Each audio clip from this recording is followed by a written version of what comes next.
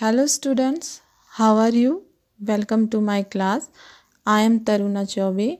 Today we start from Science, Chapter 9, page number 104, The Living Organism and Their Surroundings. My dear children, plants and animals living in different places are quite different from one another. They adapt themselves to the surroundings in which they live. Living organisms cannot live in isolation. Both plants and animals depend on their surroundings for food and other materials. Our environment is made of two types of components. First, living or biotic components. Second, non-living or abiotic components. Both the components together constitute the natural environment. Biotic components. Biotic components include all the living organisms. These make the biotic or biological environment. The living organisms are divided into producers, consumers and decomposer depending upon the type of food they eat. Producers. Producers include the green plants that make their own food by photosynthesis. Consumers. Consumers include all the animals that can not make their own food and depend on plants directly or indirectly for food. Decomposers. Decomposers include the microorganisms like bacteria and fungi that feed mainly on the dead remains of plants and animals. Abiotic components. Abiotic components include non-living components like air, water, soil, temperature and sunlight. There is a constant interaction between the biotic and abiotic components. Example, plants need sunlight and water to prepare food. Soil is also needed by plants to grow. The animals cannot live without air, water, etc.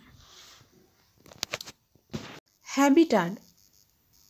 The surroundings where an organism's lives is known as its habitat. There are two components of a habitat.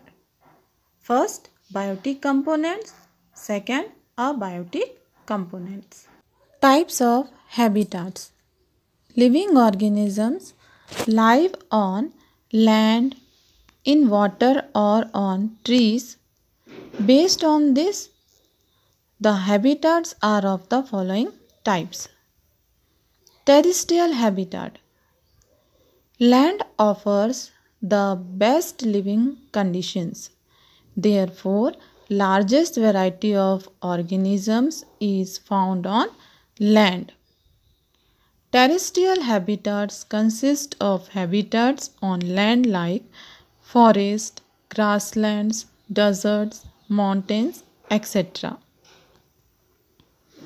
Aquatic habitat. Aquatic habitats include ponds, swamps, lakes, rivers, oceans, etc. Organisms that live in water are fish, whales, turtles, lotus, water, lily, sea, weeds, etc. Arboreal habitat. Arboreal habitat includes trees, organisms that live on trees. Example, monkeys, koala, and squirrels are called arboreal organisms. Aerial habitat. Birds have aerial habitat as they use the sky or air for their activities. Some animals like frog and toad live both on land and in water. They are called amphibians. My dear children, adaptation.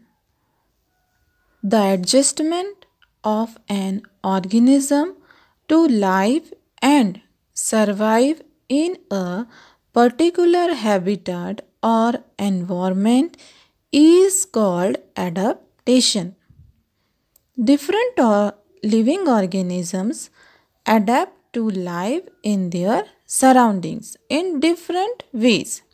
Example, the gills of a fish is an adaptation that help it to survive in water. Adaptation for terrestrial habitats. Desert habitat. There is scarcity of water in deserts. The climate is hot and dry. Plant life. Most plants have long roots that penetrate deep inside the soil. Plants like cactus have fleshy stems to store water. Such plants are called succulent plants. The stem is covered by a thick, waxy layer that helps to retain water. Camel is called the sheep of the desert. It has a hump in which fat is stored. It helps to provide food in shortage. Thus, a camel can survive without food for several days. It can drink large quantities of water at a time and then can stay without water for a long time. Its feet have thick pads which protect it from hot sand. Its feet have large soles for walking easily on the sand. It has long eyelashes to protect its eyes in a sandstorm. It can close its nostrils so that sand does not enter. Polar and mountain habitats. These places are cold. The polar regions are covered with snow. There may be snowfall in mountain regions during winter. Plant life. The trees growing on mountains are cone-shaped with sloping branches. Many plants like pine have needle-like leaves. These features help the snow to slide down easily. Otherwise, the branches would break by the weight of accumulated snow on them. Animal life. Animals like polar bears living in polar areas have thick fur on their bodies to protect them from extreme cold. So children, grassland habitat. Grasslands have hot, dry and windy summers with low water availability. Plant life. Mainly grasses are found in grasslands. Some adaptation in grasses are strong roots,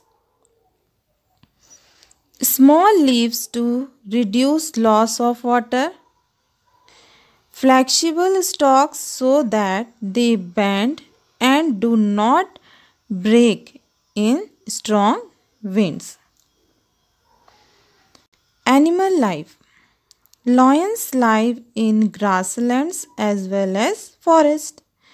They show the following adaptation. Lions are light brown in color and easily merge with surroundings. While hunting, they have strong claws and sharp teeth. This helps them to grab and eat their prey.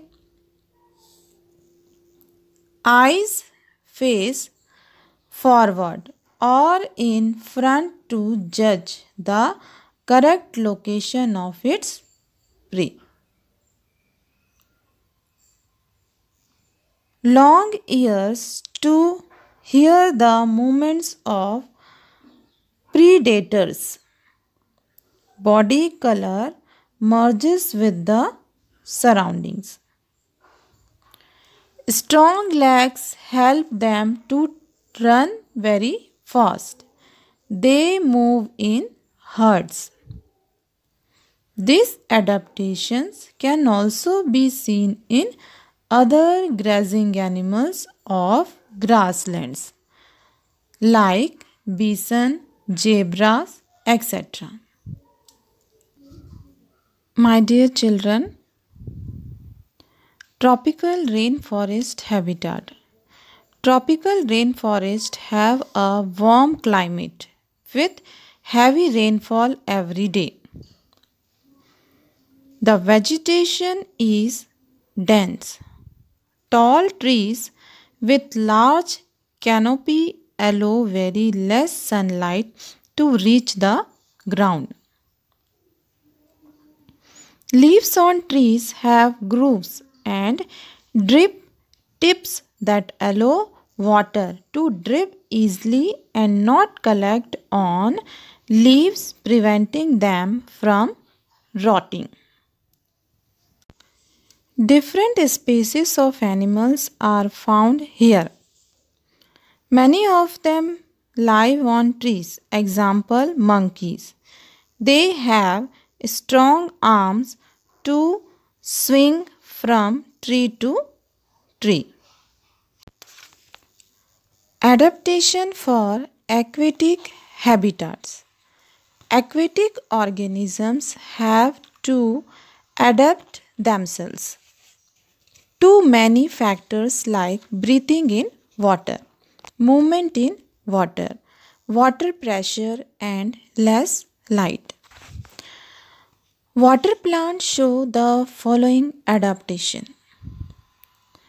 Roots are much reduced in size and their main function is to hold the plant in place. Stems are long and narrow to withstand water currents without getting damaged.